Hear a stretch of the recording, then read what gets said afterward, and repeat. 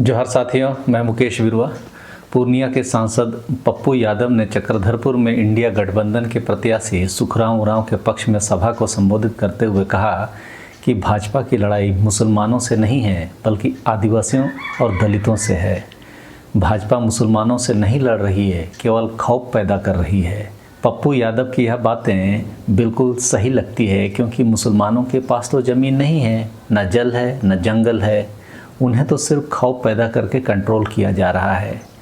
जल, जंगल, ज़मीन तो आदिवासियों के पास है। देश में विस्थापन का 40% तो आदिवासी ही होते हैं। अभी तक जो भी आंकड़े आए हैं उनमें से कुल विस्थापन का 40% आदिवासी ही विस्थापित हुए हैं। इसका मतलब पप्पू यादव सही बोल रहे हैं कि भाजपा मुसलमानों से नहीं लड़ रही है बल्कि दलित और आदिवासियों से उनकी लड़ाई है। अब आदिवासी समझे कि उस लड़ाई को किस तरह से लड़ा जाए। बांग्लादेशी घुसपैठियों का मामला भी सिर्फ खौफ पैदा करने के लिए ही उठाया जा रहा है, क्योंकि कोई जब अवैध बांग्लादेशी घुसपैठिए होगा ही नहीं तो फिर कार्रवाई तो उन पर होगी नहीं।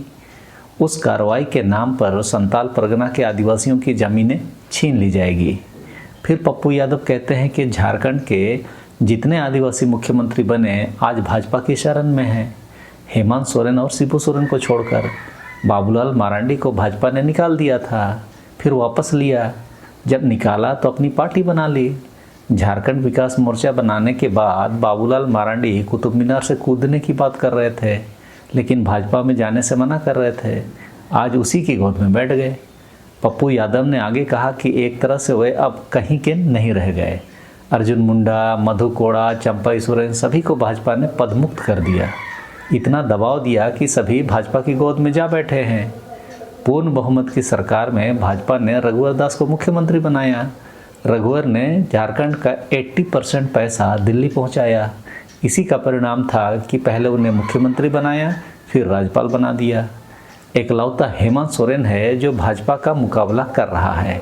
उन्होंने आदिवासियों की अस्मिता से कोई समझौता नहीं किया, इसलिए अब बिना किसी कारण के उन्हें जेल भेज दिया गया। हेमंत ने अपने भाई और पत्नी को मुख्यमंत्री नहीं बनाया। चंपई सोरेन को मुख्यमंत्री बनाया, पर चंपई ने भी हेमंत की पीठ में खंजर घोंपने का काम किया। ईडी के मामले में हेमंत सोरेन को जमानत देते समय हाईकोर्ट ने स्पष्ट किया कि यह मामला गैर जरूरी था।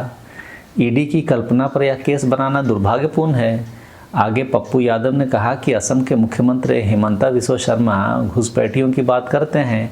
यह बताए कि झारखंड का कौन सा सीमा विदेशी सीमा से जुड़ा है। सच तो यह है कि विदेशी सीमा असम से लगता है। शर्मा जैसे लोग अगर हिंदू मुस्लिम की बात नहीं करें तो वार्ड सदस्य का चुनाव भी नहीं जीत पाएंगे। आदिवासियों के पास ज़मीन है, उसी पर भाजपा की नज़र है। अडानी और अंबानी को ये ज़मीन जबरन दी जा रही है। आदिवासियों की ज़मीन कोई मुस्लिम नहीं ले रहा है, वह तो 123 करोड़ हिंदुओं का कोई सदस्य ही हथिया रहा है। मेरे भी रिसर्च में यह बात तो आई कि अधिकतर आदिवासी ज़मीनों की लूट हिंदुओं के द्वारा ही हुई है। पप्पू यादव ने यह भी कहा कि जिस दिन मोदी जी पद से हटेंगे उन्हें देश छोड़कर भागना पड़ेगा। उनके कर्म ही उन्हें देश छोड़ने पर विवश कर देंगे। जो भी बातें पप्पू यादव ने कही वास्तव में ठोक के बातें बोल दी। यह आदिवासियों पर निर्भर करता है कि वे पप्पू यादव की बातों को किस तरह समझते हैं। पप्पू यादव ने यह भी स्पष्ट किया कि भाजपा झारखंड के दलित, आदिवासी और अन्य पिछड़े वर्गों को नौकरी भी नहीं और पॉकेट में पैसा भी नहीं का लक्ष्य निर्धारित कर रखा है। भाजपा ने सरकारी नौकरियों को निजी हाथों में सौंप दिया है। उन्होंने यह भी आरोप लगाया कि 11 साल के कार्यकाल में एक भी आदिवासी, दलित या ओबीसी को नौकरी नहीं मिली। आरक्षण को ख़त्म कर दिया इन्होंने। ये सब बातें हम लोग भी अपने वीडियो में लगातार बोल तो रहे हैं। राष्ट्रीय स्तर के नेता भी उन बातों को रिपीट कर रहे हैं। इसका मतलब धुआं उठ रहा है तो आग भी होगा ही। देखते हैं यह तपिश कहाँ तक पहुँचती है। सबों को जोहार।